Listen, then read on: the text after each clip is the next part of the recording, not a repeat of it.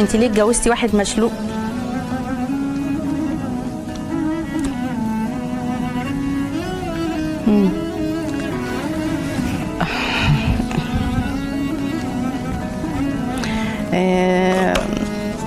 مش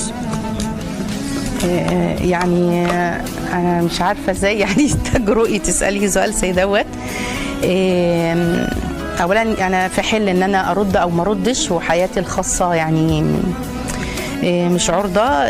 ما كنتش اتخيل ان حد ممكن يسالني اصلا السؤال ده، مش عارفه اصلا اجاوب عليه ولا لا. لكن ادام اتقال، انا مشكلتي ان انا بتكلم بسرعه وبقرا بسرعه، فقرات السؤال عبال مخي ما استوعبها يعني.